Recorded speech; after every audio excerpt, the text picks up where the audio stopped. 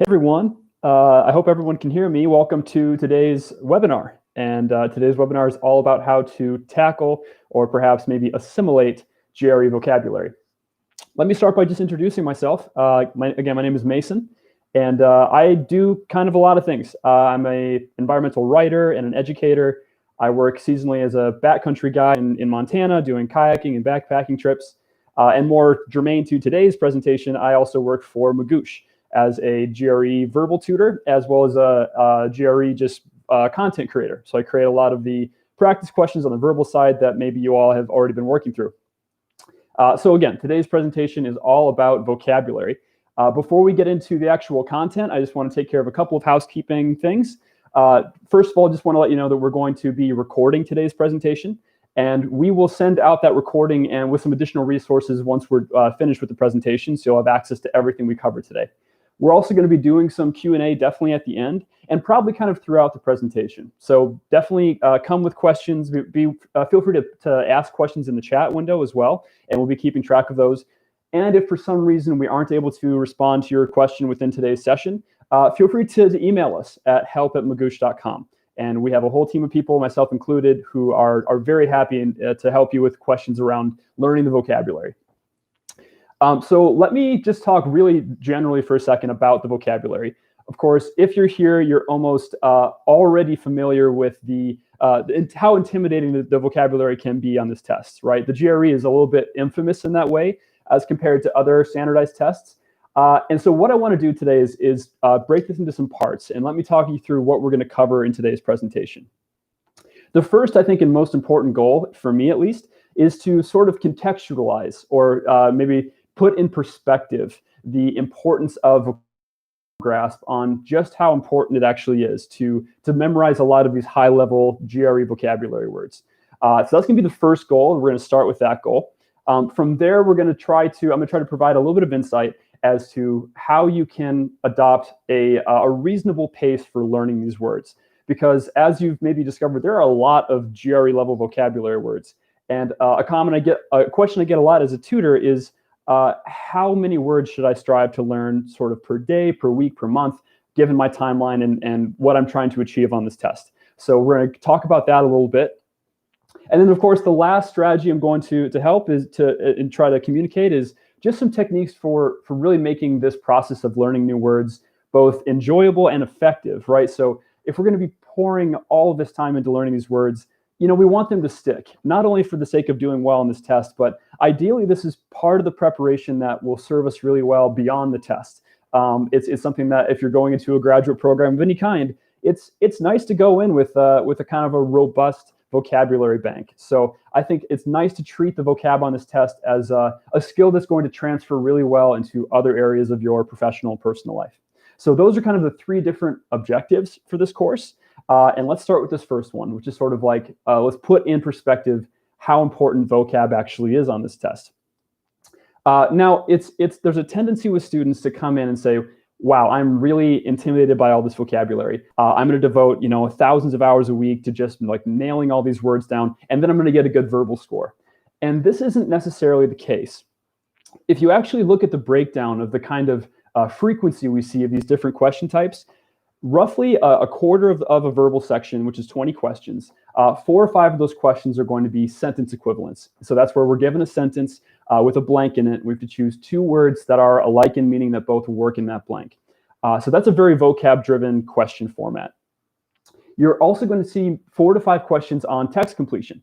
And that's where we could have 1, 2, 3 blanks, and we're being asked to fill in those blanks. So obviously another very vocab-driven exercise.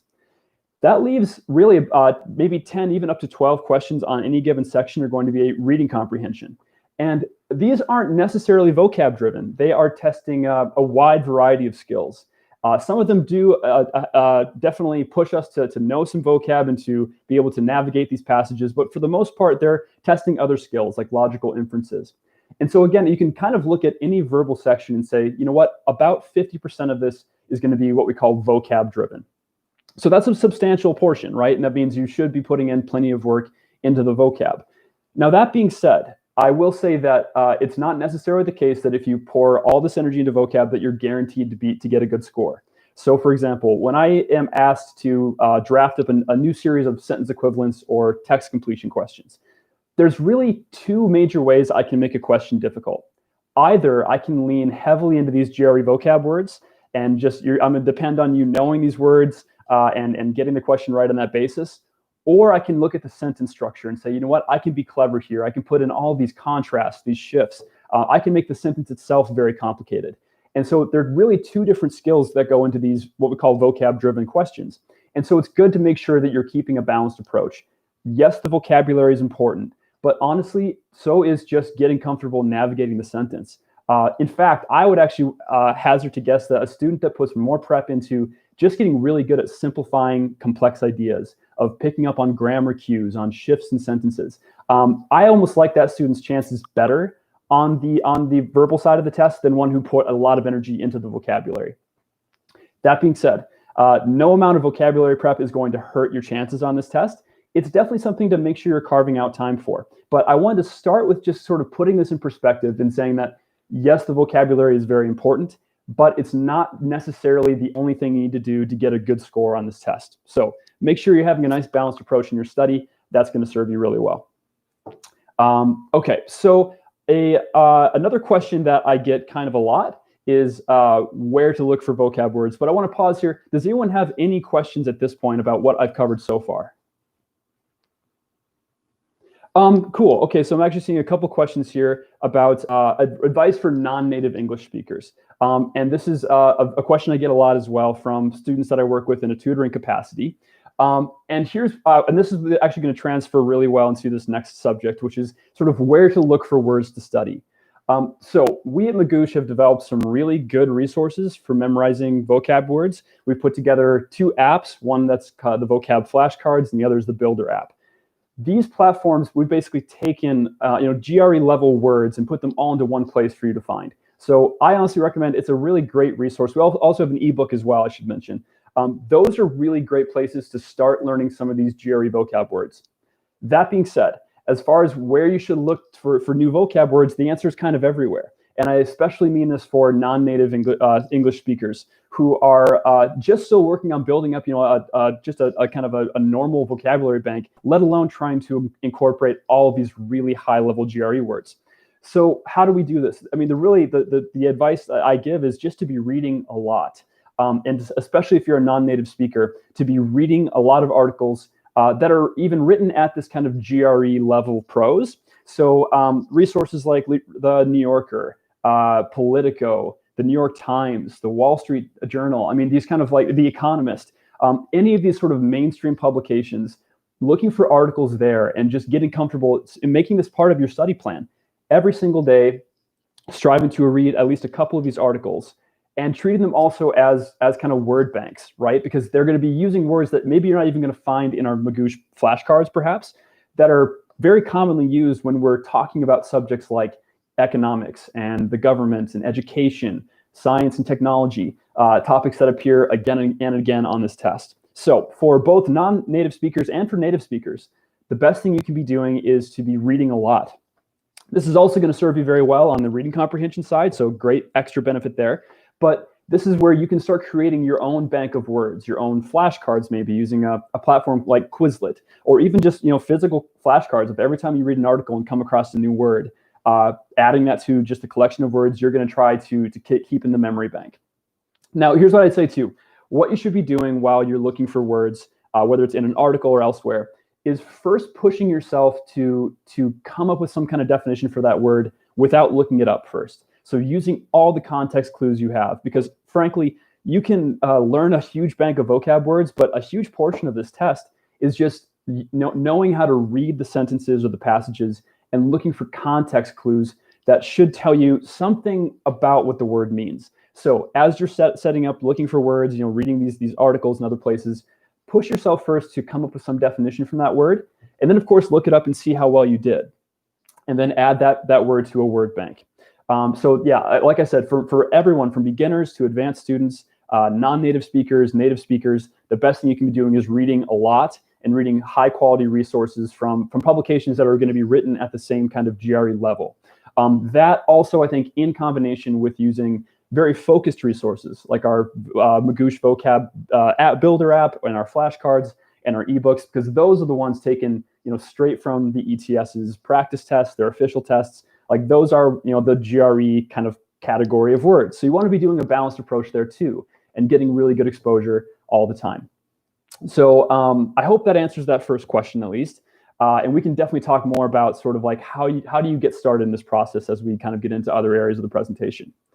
Another thing I should say too, so there's also, we have, in addition to these kind of like GRE level words, there's also a number of idioms and phrases that are you'll find in the different sentences on text completion and other areas that are, especially for non-native speakers, I think those are actually quite difficult, because they're usually expressions that we use in our just day-to-day speech.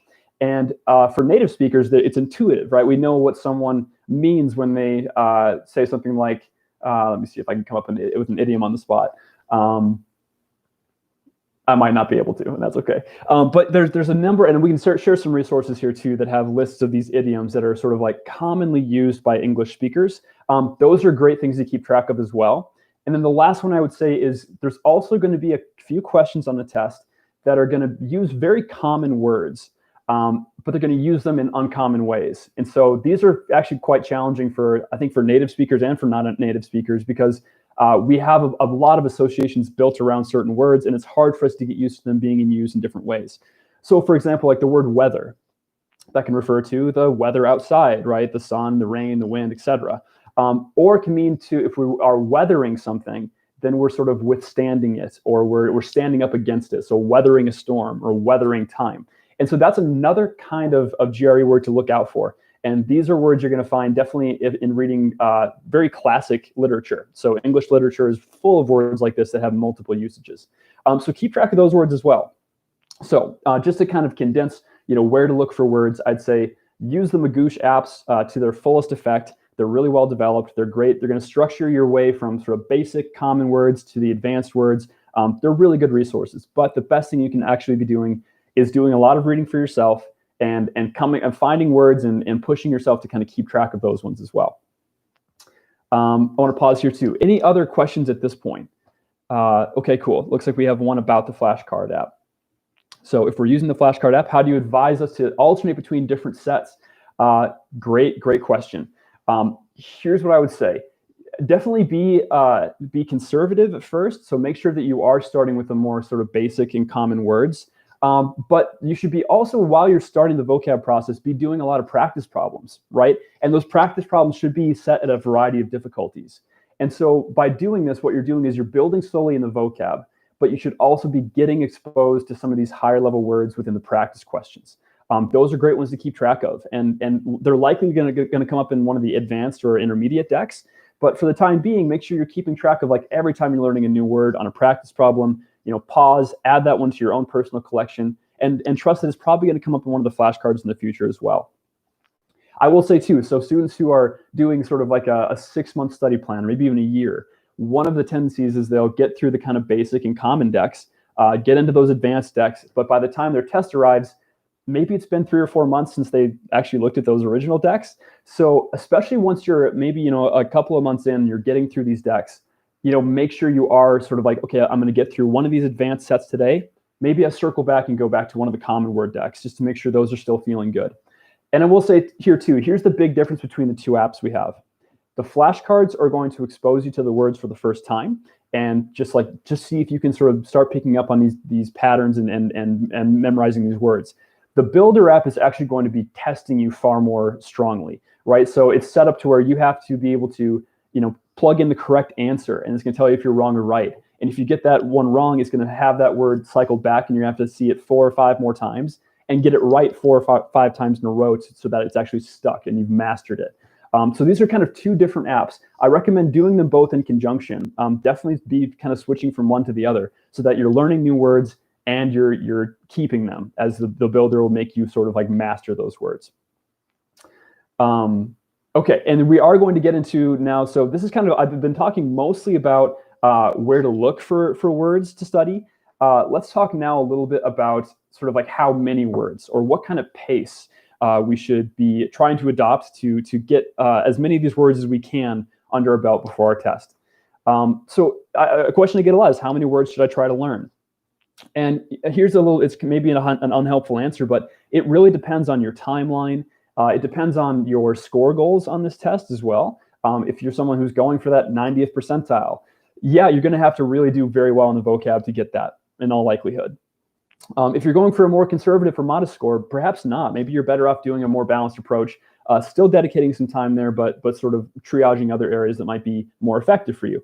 It also depends on your existing word bank. If you're someone who already enjoys reading and reads a lot and is very comfortable identifying these idioms and these, some of these high academic words, maybe the vocab's not going to be as much of an issue, so you shouldn't devote quite as much time to it. So it's very particular to the person.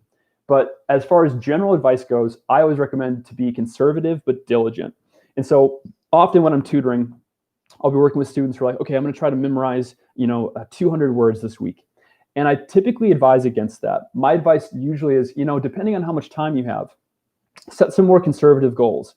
Maybe that means 10 or 15 words a day. And actually even that might be a little bit ambitious.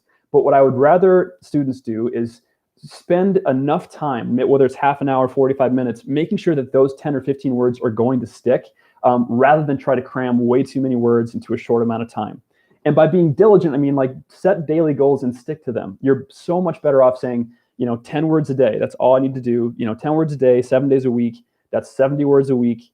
That's 280 words a month. That's considerable, right? And so that is also, I think, a really important thing, is just to be really consistent with studying the vocab.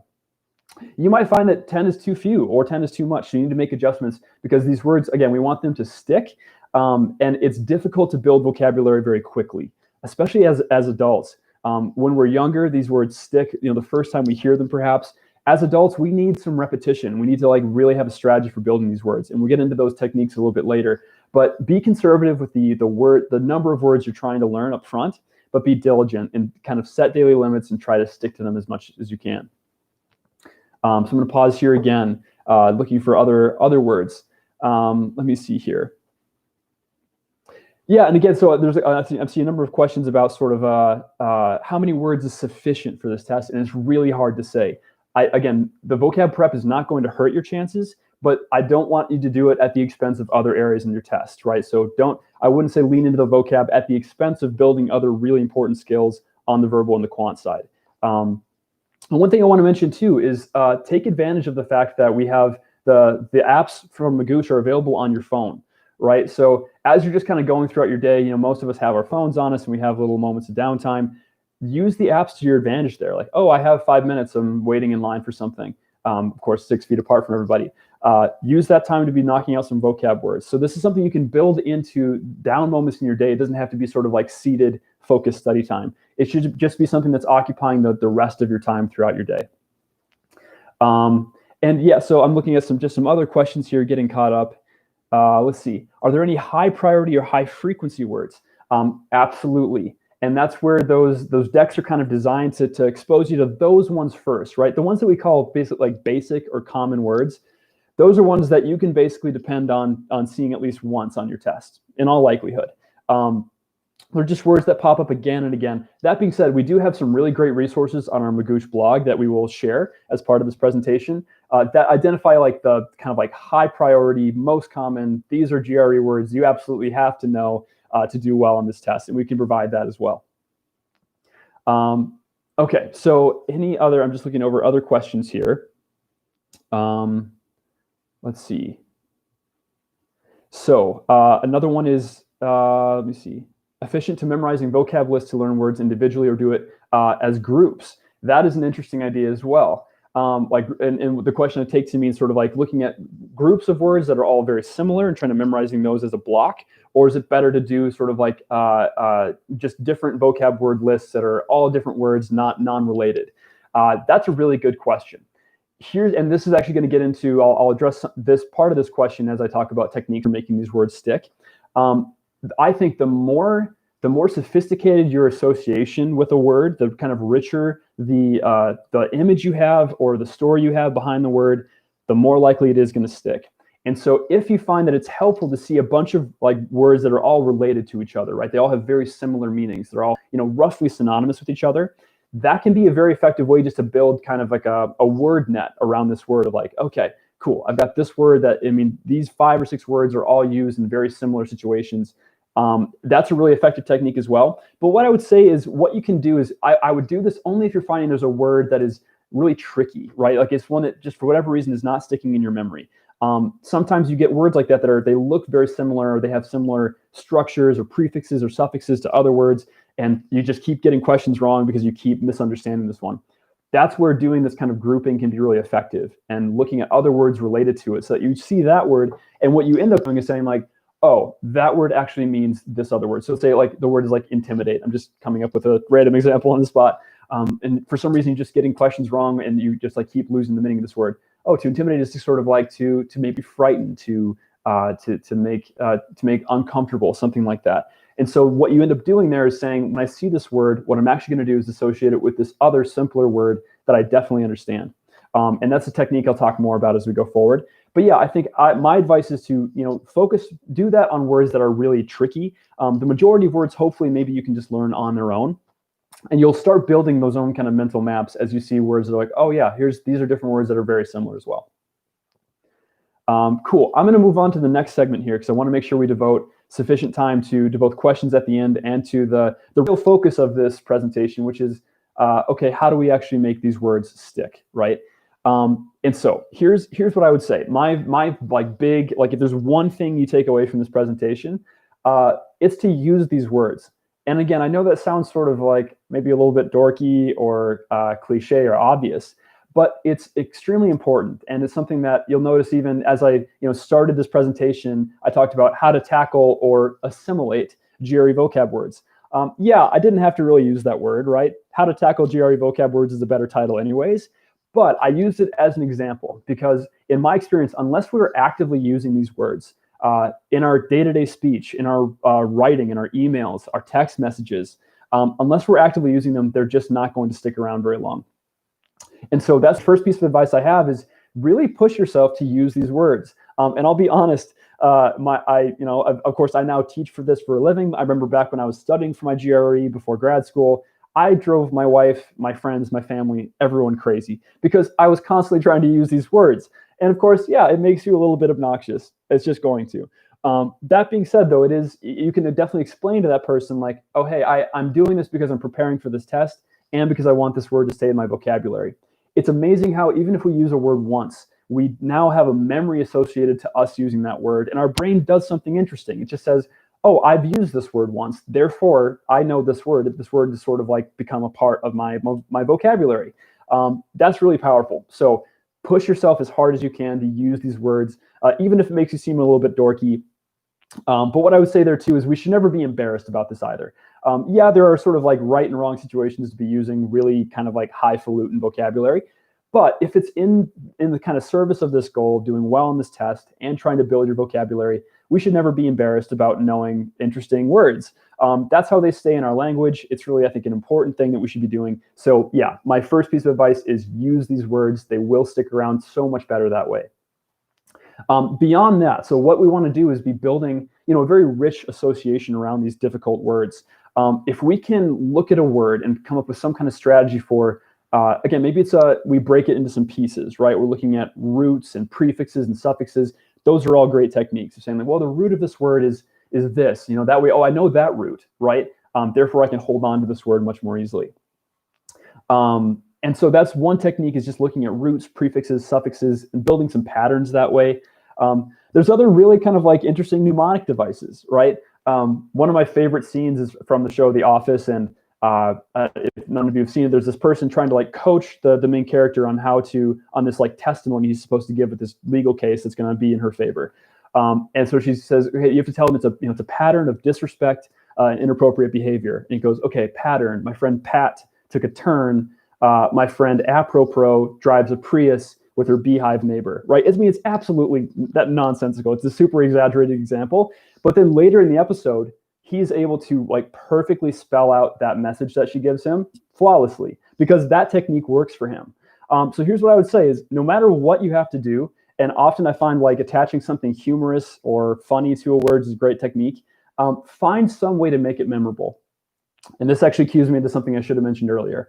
As you're working through the vocab flashcards, you're given the word and you're given the definition and you're given one other thing that's super valuable, and that's an example sentence. And so part of my job here actually, Magoosh, is writing those sample sentences.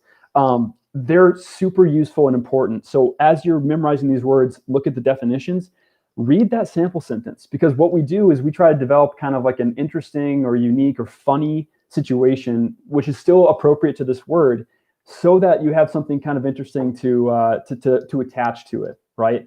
So for an example, the word like didactic, which means sort of, to be someone who teaches something to excess, like they go over it in excruciating detail when they don't need to. I'm guilty of this all the time.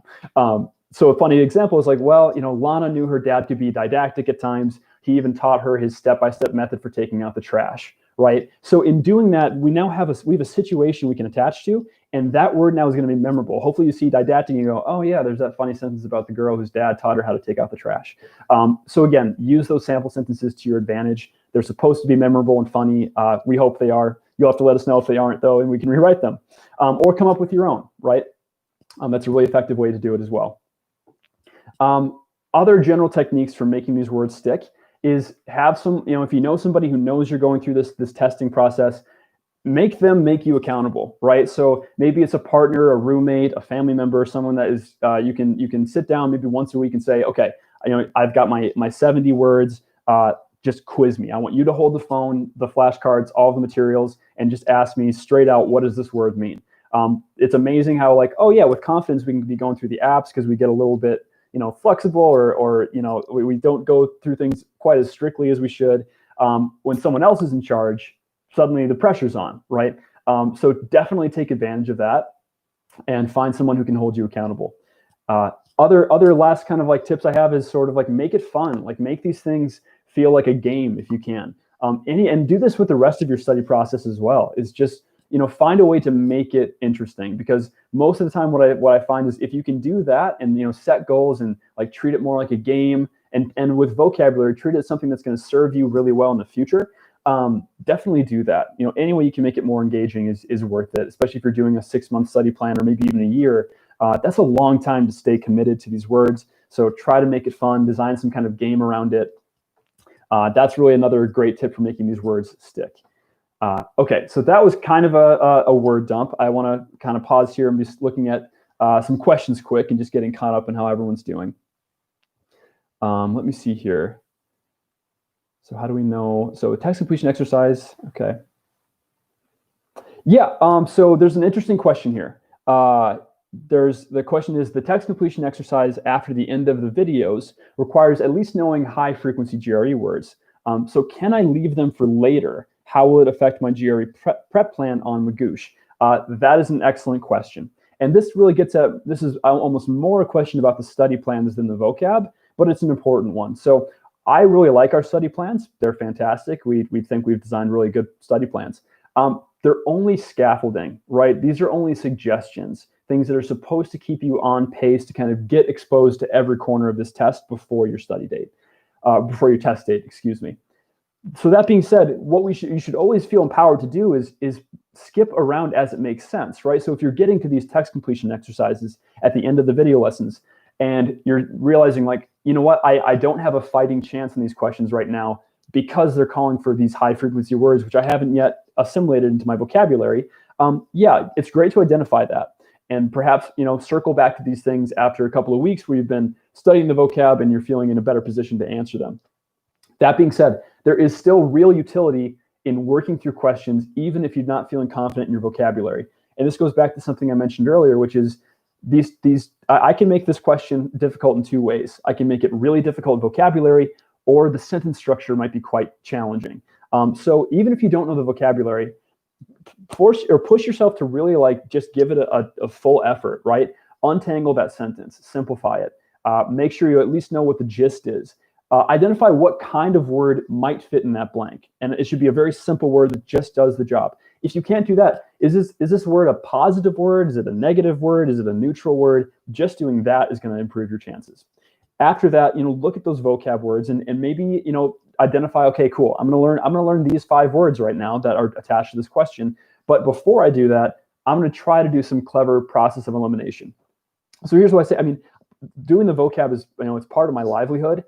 I still take tests, and I'm still counting on the fact that I'm going to see a bunch of words on a given test that either I plainly don't know, or it's just been way too long since I've seen them for me to do well on this. And that's where I also have to rely on these sort of like, are there any ways I can sort of cleverly take apart these words, looking for roots, prefixes? Is there a word it kind of sounds like?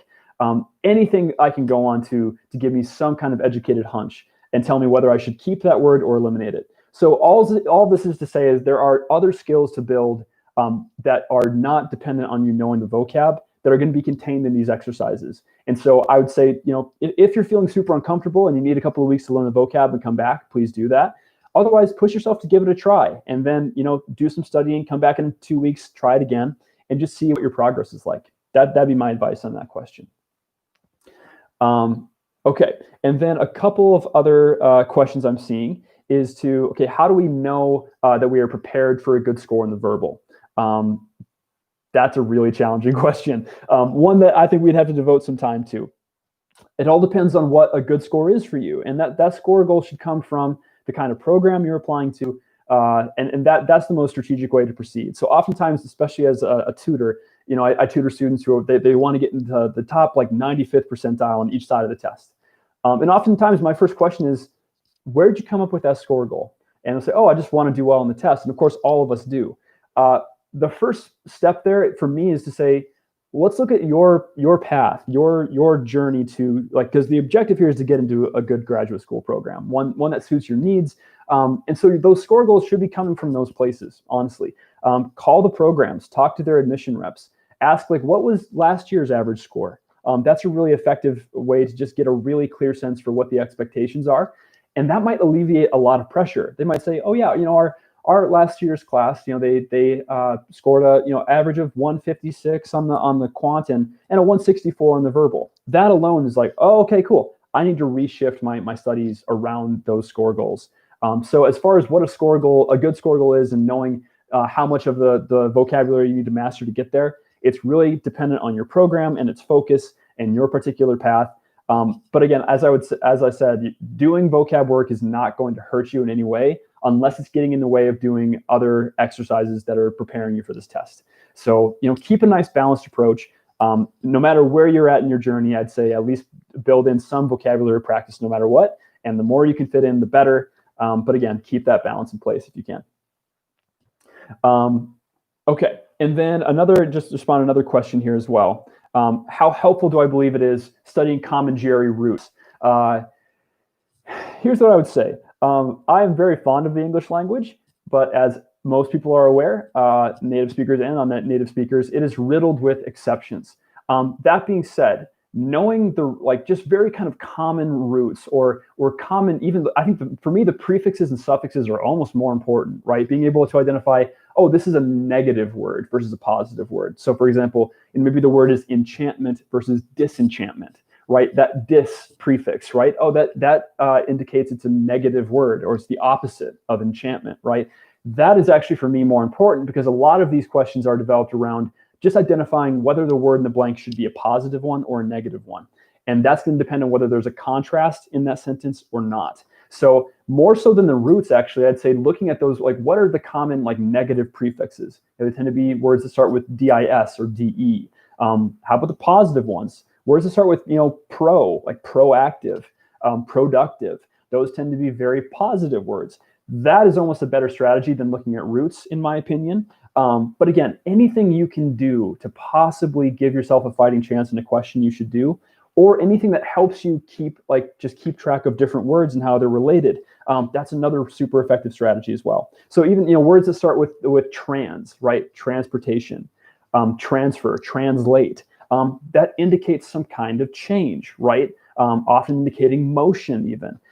Just doing that kind of process of saying, oh yeah, words that start with trans indicate some kind of change. That is a really effective way to start building some connections with these words as well. And that can serve you well on questions where you're not totally sure what a word means, but you want to give yourself a fighting chance on it. Cool. So I want to just move into the very last part of the presentation and leave plenty of time for questions. I'm just going to leave you with just a couple of what I'm calling sort of like pro tips. They're mostly things that I would say are, this is additional strategies for making the words stick and just getting the highest return you can on studying vocabulary. So my first kind of pro tip is make special lists as you're using these words. This is something that we should probably develop at Magoosh. Maybe we will in the future. Keep track of some lists of words that are related, not necessarily because they mean the same thing, but that because they're useful in certain situations. So for example, one other section of this test that's worth talking about in connection to vocabulary is the AWA essays. One thing that as test graders or essay readers that we're looking for is what's the vocabulary like? And so if you can find a way to sprinkle in some of these GRE level vocabulary words in a way that's appropriate, doesn't feel forced, and that are spelled correctly because there's no spell check on the AWA, that is really powerful. And those things definitely stand out to an essay grader. So keep a list of words that might be really useful for those AWA essays, right? Given the nature of these different prompts, especially on the issue side, dealing with, basically a lot of them are kind of value checks. Maybe knowing like what the difference is between an intrinsic and an extrinsic value is. Those are both very kind of sophisticated words. They're definitely GRE level words, and so keep a list as you're working through the vocab and say like, yeah, wow, that's a really useful word for me to maybe use on an essay if it's appropriate. That's a really handy technique for the AWA. Beyond that, keep a list of words that are handy in your chosen academic field or your vocation. Words that are like, oh yeah, that'd be actually a really handy word for me to know for maybe a future essay in grad school. Definitely worth doing. My background was in academic philosophy, so words that are related to arguments, to logical fallacies. I have just banks of words that like, these are all really useful in me making or critiquing arguments. So do that for your own field, if it's psychology or bio or business or whatever the case is. Keep a bank of those words as well, because they will serve you well in the future beyond this test. And also the last two I'd recommend is like, keep a list of words that are just kind of cool. Like they're just really interesting words that you just like for some reason. I don't know. I just think it's kind of fun. And again, it makes the vocab a little bit feel more like a game. Like, oh yeah, like the word saturnine for me. I don't know why, I just love that word. And it happens to mean very sad. But saturnine is a very poetic word, right? Maybe I'll use it someday in something I write. And then the last just kind of pro tip I'd say is keep track of words. And this is another thing you can do to make this more interesting, is if you see a word like maybe like it's saturnine, look up the etymology. And what the etymology is sort of like the origin of the word, where it comes from. What language is it from? Is there sort of like a word in that language that expresses this a little bit better or something? My favorite example of this is like the word gift comes from a German word that actually means poison. And that has always stuck with me, right? Like, how did this word, become like gift, which seems like such a good thing, come from like this word that means poison? Again, and now what you've done is built a more complex association around that word. So it's going to be so much more memorable. It makes this process so much more interesting, in my opinion. So keep track of words that have like awesome etymologies. It just makes you curious, and I think it makes learning new words really fun and interesting. That's all my kind of like general advice here on doing well in the vocabulary. Again, I want to just emphasize one more time, the best thing you can do is two big takeaways here are read as much as you can. Whether you're a non-native speaker or native speaker, read a diverse collection of things, really good publications, read excerpts from the classics, read research journals and publications in your own academic field. Those are also going to expose you to these words as well. And then the other thing is to use them. Consider yourself the new expert. If you're going to be that person who does have a good handle on all these words, because you're going to be using them in texts and emails, at dinner parties to impress your friends. It doesn't impress your friends. It actually kind of really annoys them if they're anything like my friends. But just, I think, make it part of your life, at least while you're studying for this test. And who knows, maybe you find you like it more in the future as well. So those are my big takeaways. We can definitely talk through some more specific questions. And that's why I wanted to devote the last 20 minutes of this time for. I'm just going to return to this kind of this question bank that my team has going here and answer any other questions at this time about learning the vocab. So let me take a look here. Okay, so here's a couple of questions specific to the amount of study time left. The first one is, I'm a beginner. I only have 2.5 months. What should I do? The first I would say is the more the better. Definitely be reading a lot in these next 2.5 months. Just make that part of your study plan. And again, we'll provide some resources that will help with this. Beyond that, sort of, I think start with the basic and common words. Just see how you're doing on some of these basic and common words. And then depend on the fact that as you do practice problems, whether it's through Magoosh or you're working through Manhattan text prep, you're going to encounter words there that you can depend on probably seeing on other tests as well. So use the practice questions even as a great word bank to draw from.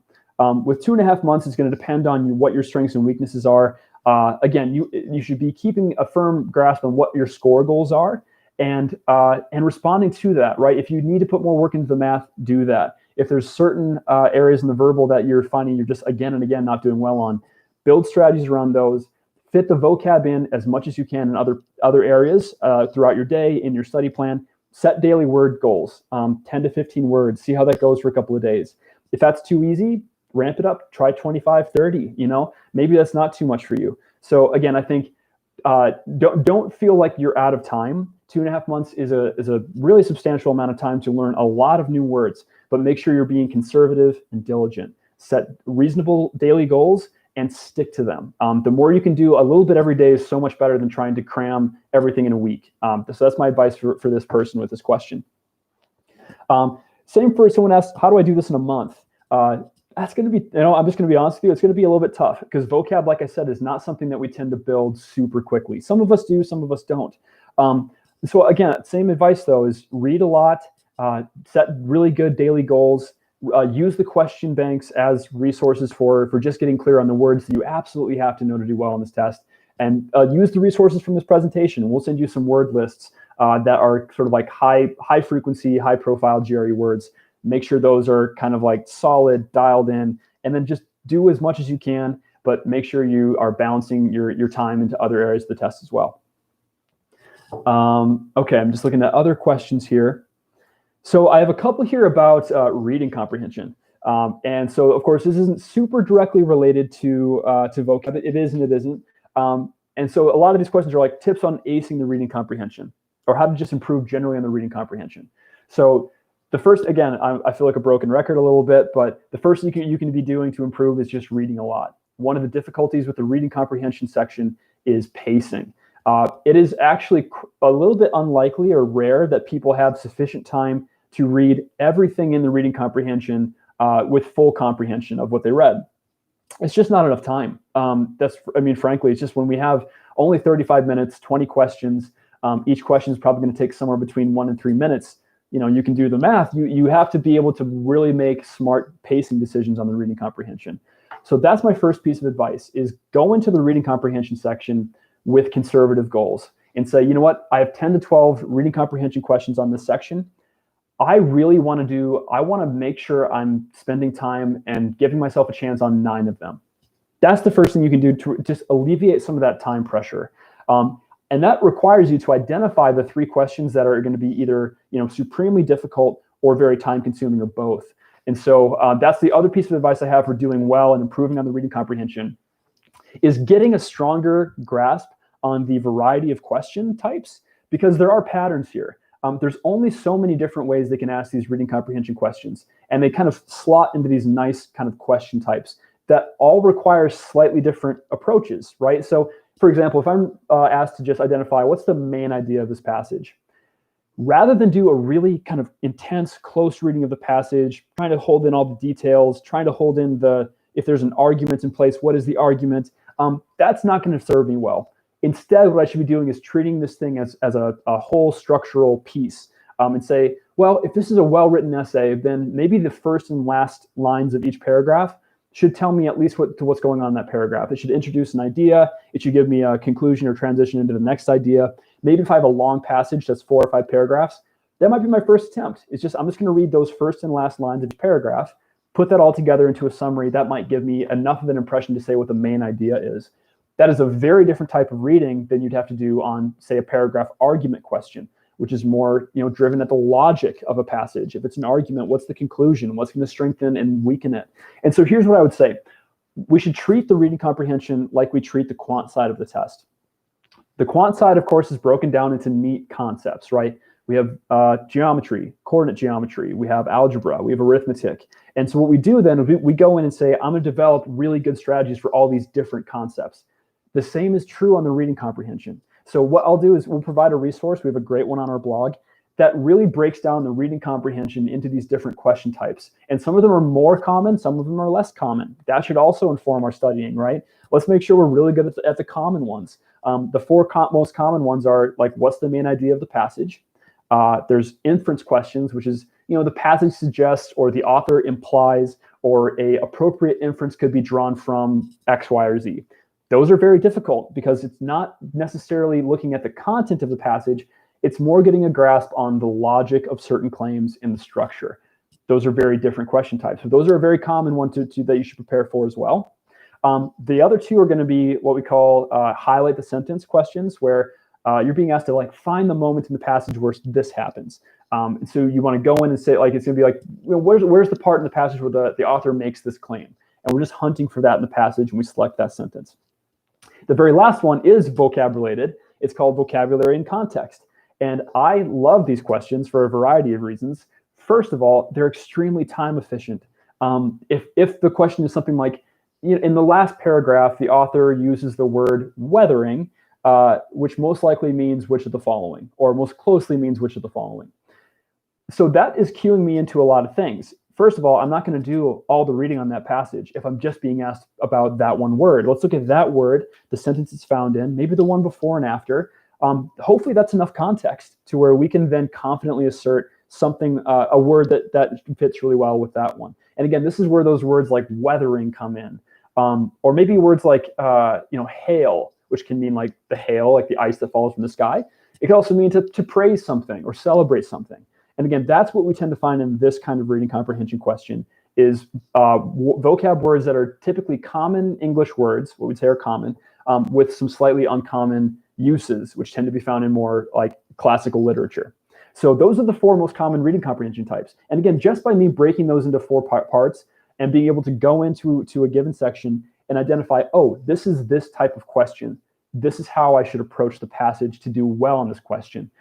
That is going to serve you very well. So get a firm grasp on these different question types and just develop some strategies that work really well for each of them. And a lot of that can be done through doing, really solid custom practice in your Magoosh account. Like say, I just want to work through some of these main idea questions. Set up a custom practice around that and just get some repetition there as well. So the reading comprehension, there's a whole other list of tactics that we can do. But I definitely want to save that maybe for a future webinar. Let's kind of return quickly to just the vocab to kind of conclude this presentation.